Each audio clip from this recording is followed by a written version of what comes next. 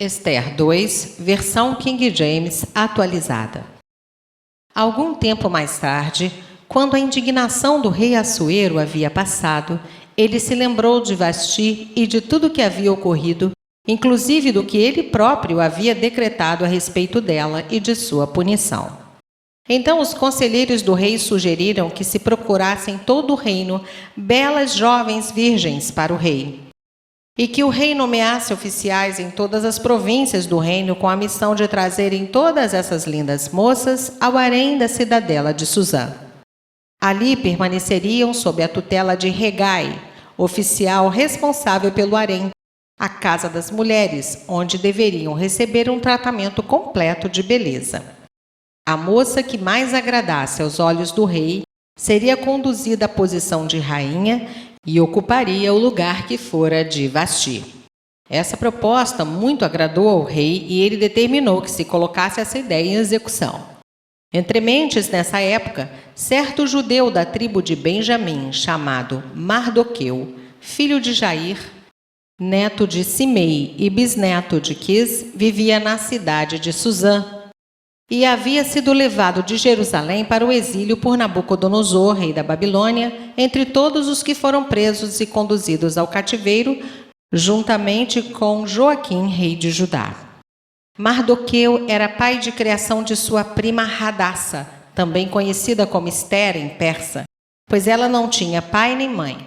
Esther era uma moça muito bonita e atraente, e Mardoqueu a havia trazido para sua casa depois da morte de seus pais, e a tratava com todo carinho como filha. Assim que a ordem e o decreto do rei foram proclamados, muitas jovens virgens foram conduzidas para a cidade de Suzã e confiadas a Hegai. Esther também foi levada para o palácio do rei e colocada sob os cuidados de Hegai, responsável pela casa das mulheres.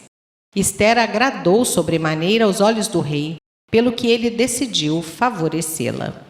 E logo mandou que se lhe providenciasse um completo tratamento de beleza e alimentação especial, além de 7 moças escolhidas do palácio do rei, que passaram a servi-la. Então Xerxes transferiu Esther com suas servas para o melhor aposento do harém. Contudo, Esther não havia revelado a qual povo e família pertencia, pois Mardoqueu a havia proibido de falar sobre isso. Todos os dias, Mardoqueu passava diante do pátio da casa das mulheres, o harém, para saber notícias de Esther, se ela estava bem e tudo quanto lhe acontecia.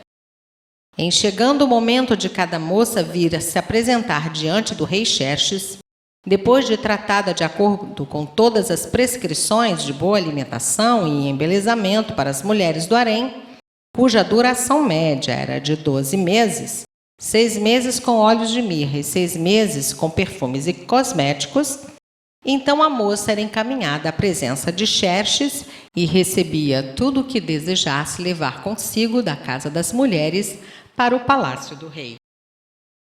Ao pôr do sol, a moça era conduzida ao palácio e de manhã retornava para uma outra ala do harém que ficava sob os cuidados de Saasgás, oficial do rei responsável pela proteção e supervisão das concubinas. E a moça não voltava mais ao rei, a não ser que ele se agradasse dela e mandasse chamá-la pelo nome. Quando chegou, portanto, a vez de Hadassa, Esther, filha de Abiail, tio de Mardoqueu, que a tinha adotado como filha, ela não pediu nada, além daquilo que Hegai, oficial responsável pela casa das mulheres, lhe havia sugerido.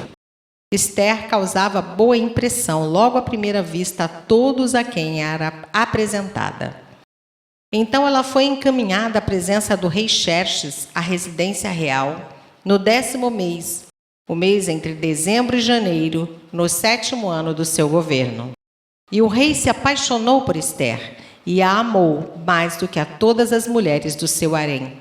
E ela conquistou sua aprovação e seu favor mais do que todas as virgens.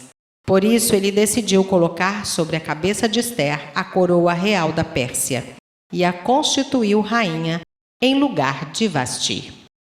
Em seguida, o rei ofereceu um grande banquete a todos os seus príncipes e aos que o serviam em homenagem a Esther.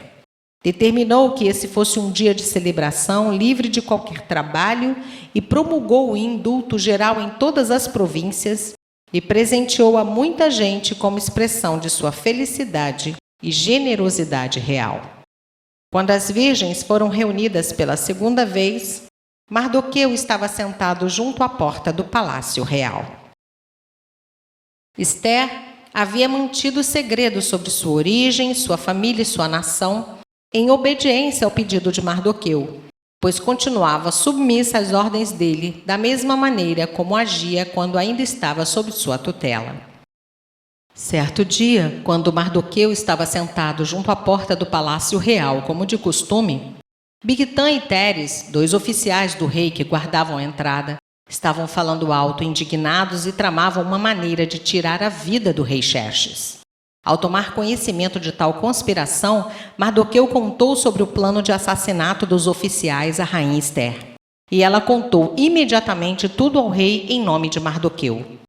Depois de investigada a informação e apurada a verdade e as responsabilidades, os 2 conspiradores foram enviados à forca, onde também foram empalados.